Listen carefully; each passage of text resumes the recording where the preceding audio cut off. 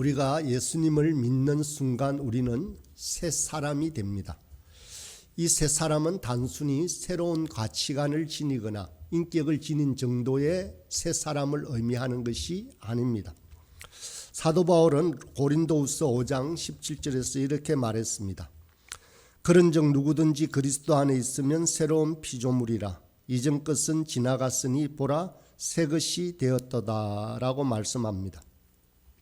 여기서 새로운 피조물이라고 하는 단어는 마치 창조 때에 하나님께서 아담과 하와를 만드시듯 새로운 창조물을 만드는 것을 의미합니다. 전혀 새로운 존재의 탄생이 바로 새 사람이라는 단어 속에 포함이 되어 있습니다. 이런 근본적인 변화를 설명하기 위해서 자주 등장하는 용어가 바로 성령입니다. 23절 말씀에 보면 너희의 심령이 새롭게 되어라고 하고 있습니다. 여기서 말하는 심령이라는 단어는 마음속에 임한 성령이라는 뜻입니다. 그렇다면 이 구절을 너희의 심령이 새롭게 되어를 다시 해석해 보면 너희 마음에 임한 성령으로 새롭게 되어라고 하는 뜻이 됩니다. 30절에서는 하나님의 성령을 근심하게 하지 말라. 그 안에서 너희가 구원의 날까지 인치심을 받았느니라 라고 말씀합니다. 하나님의 성령이 어떻게 근심할까요? 하나님의 성령이 근심하는 곳은 어디일까요? 성령님께서 우리 안에 계시기에 우리가 잘못된 행실을 할 때 근심한다라는 말씀입니다. 이것을 성령의 내주, 이것을 바로 인치심이라는 단어로 표현하고 있습니다. 마치 우리 몸 어딘가에 이 사람이 구원받은 하나님의 자녀임을 증명하는 도장이 찍혀 있다라는 뜻입니다. 성령은 우리 안에 있습니다. 마치 구약시대의 선지자나 하나님의 사람들이 하나님의 영으로 충만했듯이 우리 그리스도인들에게는 하나님의 영이 우리 속에 함께 하시는 것입니다. 이것이 바로 우리의 힘이라고 할 수 있습니다. 단순히 우리의 의지로 새 사람이 되라라고 한다면 우리의 의지만으로는 그것은 힘들 뿐만 아니라 불가능할 수도 있습니다. 그러나 우리 안에 성령님이 계시고 성령님께서 우리에게 새로운 존재임을 확인시켜 주는 것입니다. 이 성령님이 우리 안에서 근심하시고 우리를 도우십니다. 우리 안에 있는 성령님을 통해서 변화의 기쁨과 능력을 맛볼 수 있는 그런 삶을 살아야 하는 것입니다. 그렇다면 새 사람이라고 하는 것은 과연 어떤 모습의 사람일까요? 우리는 하나님의 성령이 임하시면 마치 신령한 도사가 아주 미래를 예언하거나 능력을 행하는 사람처럼 변하는 것이라고 착각할 수도 있습니다. 그러나 그런 것이 아닙니다. 성령으로 말미암은 새 사람은 우리가 윤리적으로 선한 행동을 함으로써 새로워진 그 모습을 드러내는 사람이라 할 수 있습니다. 오늘 말씀에서 새 사람의 대표적인 모습이 어떻게 기록되고 있습니까? 본문에 보면 거짓말하지 말라, 분내지 말라, 도둑질하지 말라, 더러운 말 하지 말라. 이와 같이 새 사람에게는 윤리적으로 선한 행동이 요구되고 있습니다. 오늘 말씀에는 여러 가지들을 말씀하고 있지만 이것을 세 가지 정도로 구분해서 묶어볼 수 있습니다. 첫 번째는 말과 관련된 것입니다. 특별히 새 사람은 말을 조심해야 합니다. 25절에 보면 거짓말하지 말라, 참된 것을 말하라. 29절에는 무릇 더러운 말은 너희 입 밖에도 내지 말고 오직 덕을 세우는 데 소용되는 대로 선한 말을 하여 듣는 자들에게 은혜를 끼치게 하라. 31절에서는 떠드는 것과 비방하는 것을 모든 악의와 함께 버려라 라고 말씀합니다. 우리는 얼마나 말에 실수가 많은지 모릅니다. 또 말로 얼마나 많은 상처를 주고받는지를 우리는 경험을 통해서 잘 알고 있습니다. 그런데 사실 여기서 말보다 더 중요한 것은 우리의 마음입니다. 말이라는 것은 마음에서 나옵니다. 마음의 거짓과 미움과 욕심이 있기에 우리 말이 그렇게 나오는 것이라 할 수 있습니다. 24절에서 하나님을 따라 의와 진리의 거룩함으로 지으심을 받은 새 사람이다 라고 합니다. 의와 진리와 거룩함으로 우리는 마음이 먼저 새롭게 되어야 합니다. 그래야 우리 속에서 선한 말이 나오는 것입니다. 거짓말이 나오는 이유가 무엇이겠습니까? 진실에 대한 믿음이 없기 때문입니다. 진실이 옳고 진실이 승리한다는 믿음이 있으면 우리는 상황의 순간을 모면하기 위해서 거짓말하지 않게 됩니다. 비방이나 악한 말이 나오는 이유도 마찬가지입니다. 그 안에 사랑이 없기 때문입니다. 말이라는 것은 그 사람의 위인됨에서 나옵니다. 논리정연하게 말을 잘하면 좋긴 합니다. 그러나 논리정연한 말보다는 그 안에 진실과 사랑, 확실한 믿음이 묻어져 있어야 하는 말입니다. 그런 말이라면 어눌할지라도 그것은 참 진실됩니다. 그리고 사람을 감동시키게 됩니다. 진실이 없는 화려한 말은 시간이 지나면 폭로되게 되어 있습니다.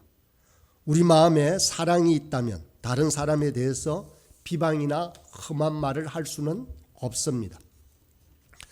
우리 안에 거룩이나 참된 것에 대한 사랑과 추구가 있다면 우리 입에서 더러운 말이 나올 수밖에 없습니다. 말보다 먼저 마음을 다스려야 하는 것이 이런 이유입니다. 이제 마음이 정리되었다면 말을 잘하는 법을 배워야 합니다. 말이 어눌할 수도 있고 논리정연하지 못할 수도 있습니다. 그러나 진심은 통하게 되어 있습니다. 저와 여러분의 말은 어떻습니까? 과연 친절합니까?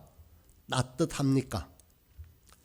외국인이 쓴 시 중에 세 가지 황금문이라는 짧은 시가 있는데 우리가 말할 때 다음과 같은 세 개의 문을 통과해야 한다라고 말하고 있습니다. 그 시가 이렇습니다.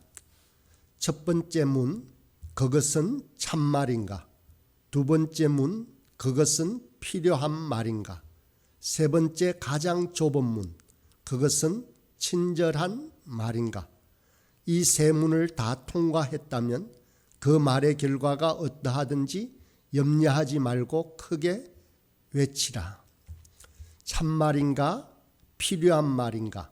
친절한 말인가? 라는 것을 강조하고 있습니다. 말은 곧 그 사람입니다.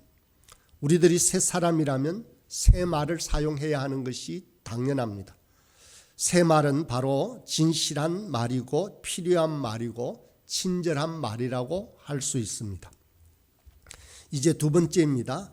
분을 품지 말라라고 말하고 있습니다. 26절에 보면 분을 내어도 죄를 짓지 말며 해가 지도록 분을 품지 말고, 저는 이 구절을 읽으면서 참으로 다행이다라는 생각이 듭니다. 분내지 말라라는 말씀이 아니라서 말입니다. 분을 품지 말라라는 말씀입니다. 그래서 이 분을 내어도 죄를 짓지 말고라고 하는 이것의 원문을 보니 분내어라, 그러나 죄를 짓지 말라라고 구분하고 있습니다.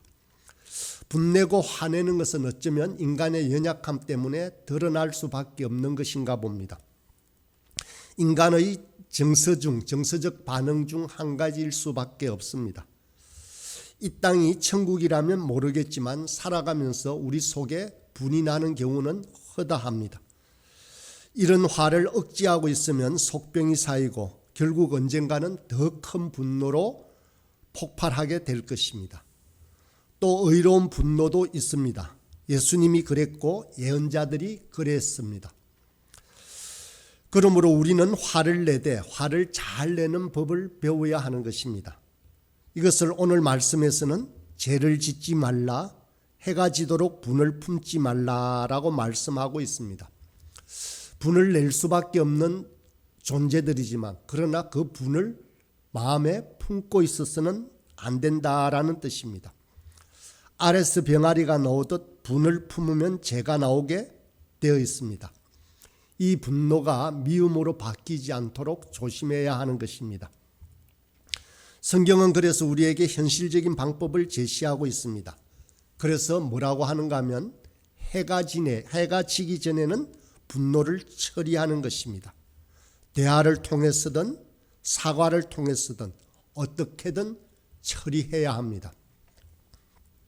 이 분은 반드시 해결하지 않으면 품고 있으면 폭발하게 되어 있습니다. 가장 좋은 말 같지만 나쁜 말 중에 하나가 내가 참을 만큼 참았다라는 말입니다. 차라리 참지 않고 빨리 해결하는 것이 나았을 것입니다. 분노를 품고 있으면 내가 먼저 죽습니다. 그 칼이 나를 상하게 하기 때문입니다. 괴물에 대항해서 싸우다가 어쩌면 내가 그 괴물이 될 수도 있다라는 뜻입니다. 그러지 않기 위해서는 사람에 대한 미움보다 정의의 마음으로 성화시키는 것이 필요합니다. 사람에 대한 싸움보다는 악에 대한 싸움으로 바꿔야 한다는 것입니다. 인간에 대한 긍휼을 잃지 않는 것도 한 방법입니다. 그 사람도 어쩔 수 없는 연약한 인간이라는 것을 인정하는 것입니다. 그 나 또한 그런 자였음을 인정하는 것입니다. 그 사람도 어쩔 수 없는 연약한 인간이며 나 또한 그런 자이다라고 생각한다면 하나님께 모든 심판을 맡기게 되는 자세가 나옵니다. 로마서 12장 19절 20절의 말씀입니다. 내 사랑하는 자들아 너희가 친히 원수를 갚지 말고 하나님의 진노하심에 맡기라. 기록되었으되 원수 갚는 것이 내게 있으니 내가 갚으리라고 주께서 말씀하시느니라. 네 원수가 줄이거든 먹이고 목마르거든 마시게 하라. 그리함으로 네가 숯불을 그 머리에 사 놓으리라. 우리 인간이 결과를 책임질 수는 없습니다. 그러다가는 우리도 죽고 맙니다. 하나님께 맡겨드려야 하는 것입니다. 하나님의 주권과 심판에 대한 믿음을 우리는 굳게 가져야 합니다. 분을 품지 말라는 원인 중에 하나는 마귀에게 틈을 보이지 않게 하기 위해서다라고 말씀하고 있습니다. 분노하게 되면 이성이나 건전한 판단, 하나님의 뜻을 놓치게 됩니다. 마구마구 폭발하게 되어 있습니다. 마귀는 절제력을 모르는 우리의 분노를 이용합니다. 그래서 상대방이나 우리 자신을 큰 파멸로 몰아가기 때문입니다. 이제 세 번째로 세 사람에게 요구되는 것은 친절함입니다. 32절에 보면 서로 친절하게 하며 불쌍히 여기며 서로 용서하기를 하나님이 그리스도 안에서 너희를 용서하신과 같이 하라. 친절이라는 단어는 단순히 물건을 팔기 위한 상술에서 나오는 단어가 아닙니다.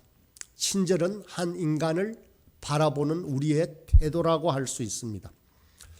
부하 직원이나 자기에게 고용된 노동자를 대할 때 혹은 나이 어린 사람이나 미숙한 사람이나 약자를 대할 때 우리는 반드시 친절해야 합니다. 우리 한국 사회는 어쩌보면 권위적인 구조가 너무도 강합니다. 조금이라도 윗자리에 앉으면 아래 사람에게 불친절한 경우가 많습니다.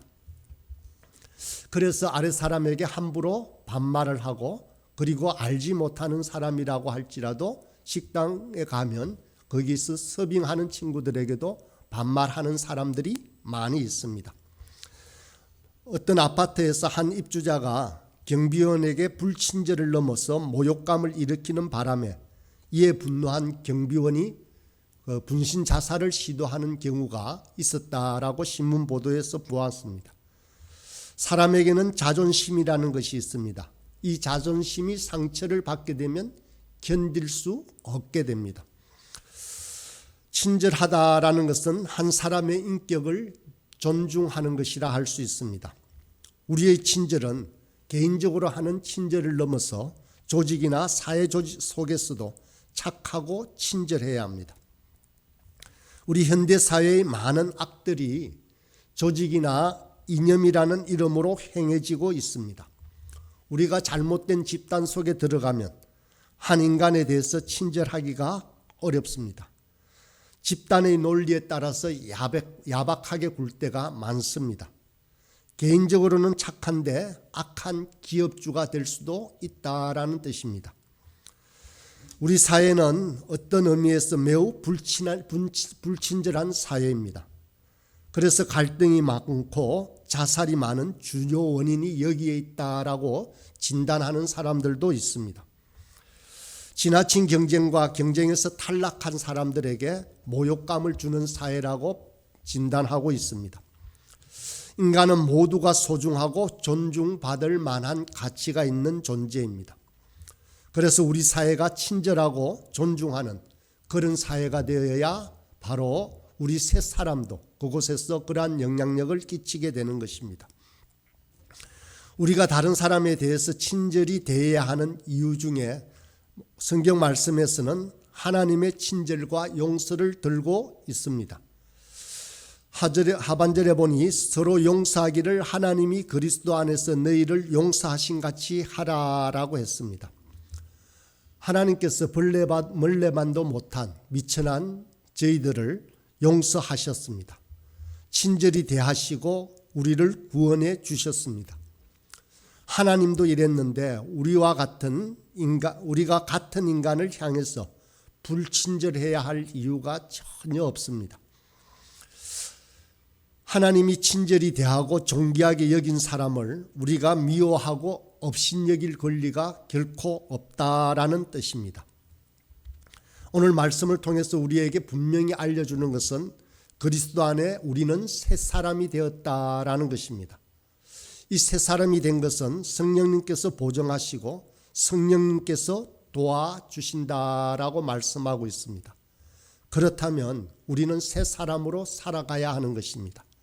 새 사람답게 진실되고 필요하고 친절한 말을 하며 분노를 다스리고 서로 불쌍히 여기고 품어주는 그런 사람이 저와 여러분이 되어야 합니다. 이 아침에도 그러한 새 사람으로 살아가는 저희가 되길 간절히 소망합니다.